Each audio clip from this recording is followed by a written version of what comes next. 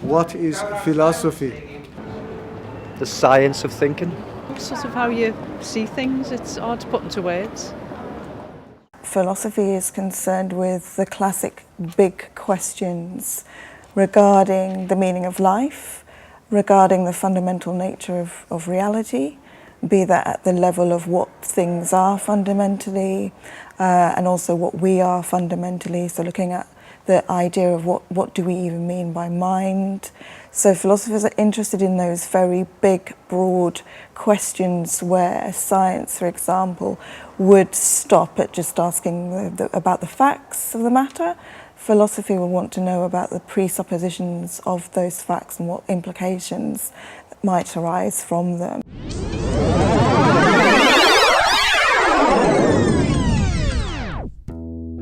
The origins of community philosophy are to be found among ancient philosophers like Socrates, whose aim was to challenge people to think for themselves, to cause them to ask fundamental questions about the underlying meaning of concepts like truth, beauty, reality, justice, and virtue. A 21st century version of community philosophy is beginning to emerge in public places around Britain, in pubs, galleries, libraries, anywhere in fact where people gather. An important distinction between philosophy as it's usually understood and community philosophy is that community philosophy takes place in communities, in community locations like pubs, cafes, wine bars, perhaps a room in a library, a local library, whereas our usual understanding of philosophy is something that takes place in university. You'd have to apply to university to attend a course, attend a series of lectures. That isn't the case with community philosophy.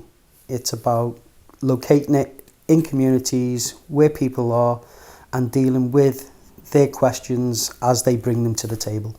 What we've found is certainly people's lives change when they think conceptually, when they understand the concepts better and they work with other people on those concepts. We think differently when we're thinking with others. We become stimulated by their commentary and they by ours. And I would like to see community philosophy identified as and used as a process of evaluation of the way, of how we're doing in our communities. I just want the world to be a level playing field. I'm going to ignore all this oppression that might is, or I'm going to stay in the closet. A person makes themselves during their own life. So your active living, your active being, is bringing you into existence. So Steve, before he was born, you do go somewhere with it, rather than just kind of, okay, well, this huge issue has been raised, now let's all just go home. It's kind of doing something with it, I think is key, and that's really, really important.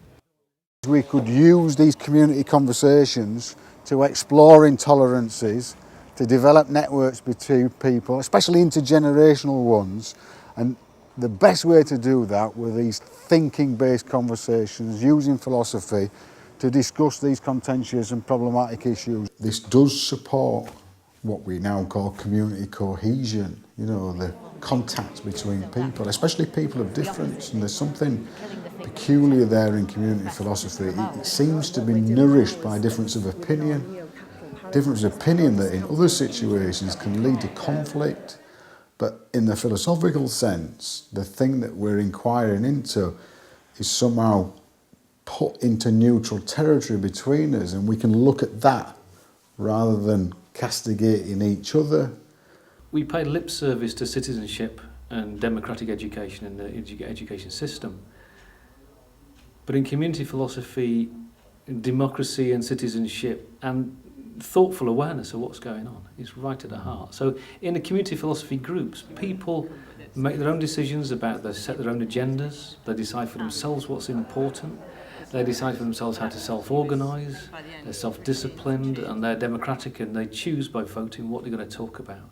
So they develop a proper voice that you need for democracy. There's this contradiction in the entire education system. It's an education for democracy where somehow by magic at 18 we grow up and we become a democratic citizen. But it's not like that. You have to live and learn through the experience of it. And I see community philosophy as that kind of medium. You know, we learn through the experience of it. We experience also our capacities to change things. I mean, that's the finest of democratic education. So I unashamedly think big about its possibilities, and if we can challenge to a certain extent some of the kind of expertise mentalities of the civil service and seek a more authentic partnership between local people and, you know, as I said, practically support them in getting involved in that stuff. We've got methodology, aims and values here that are fit for a modern age.